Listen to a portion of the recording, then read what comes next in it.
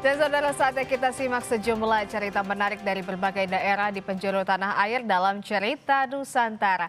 Kali ini giliran kawan-kawan kami dari Biro Kompas TV di Aceh dan Pontianak, Kalimantan Barat. Sudah bersiap jurnalis Kompas TV Mutia Fatia dan juru kamera Nova Misdayanti di Aceh.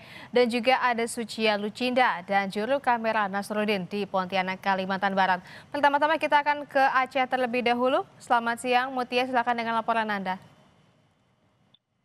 Baik, selamat siang saudara. Ada dua informasi menarik dari segmen Cerita Nusantara Biro Aceh edisi kali ini. Informasi yang pertama, keindahan Laut Sabang menyimpan sejuta pesona di dalamnya.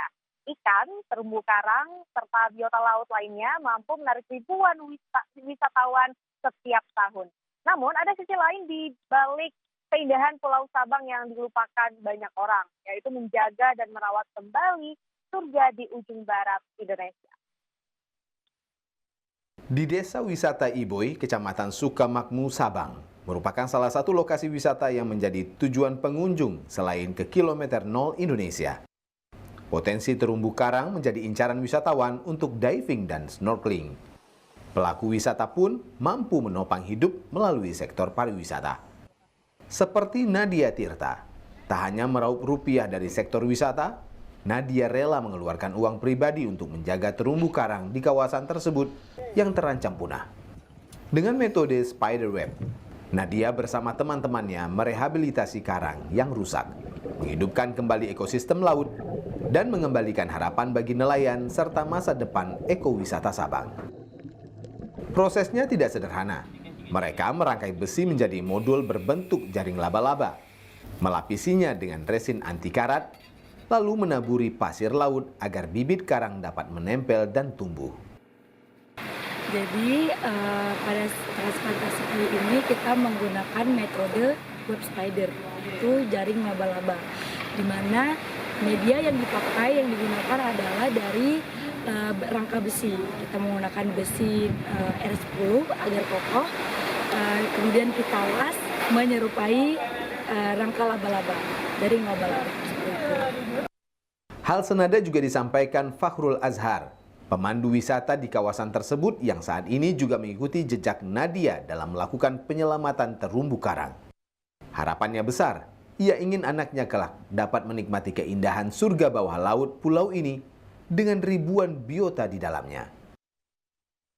Jurnal penelitian itu, tapi ya kondisi hari ini sudah mengalami banyak penurunan. Memang bukan hanya pariwisata, tapi juga ya kita garis bawahi tadi global warming, pemanasan global. Tapi karena memang yang bergerak di sini industri pariwisata dan juga nelayan, yang lebih banyak merusak itu terus terang mungkin dari sisi pariwisata. Artinya bukan berarti pariwisata itu buruk, tapi gimana caranya kita sinergikan aktivitas pariwisata dan upaya menjaga, atau yang biasanya disebut ekowisata, supaya pariwisata di sini tetap sustain, tetap ada dan juga memberikan manfaat ekonomi pada masyarakat sekitar. Data penelitian dari Universitas Syah Kuala dan Balai Konservasi Sumber Daya Alam Aceh menunjukkan tutupan karang hidup di beberapa titik perairan Sabang masih berkisar antara 40 hingga 60%, tergolong sedang hingga baik. Namun di lokasi ini, terutama di sekitar pantai wisata, tutupan karang hidup menurun hingga di bawah 30% akibat tekanan aktivitas manusia. Faktor manusia ini kita harus lebih kurangi lah kerusakan yang disebabkan oleh manusia.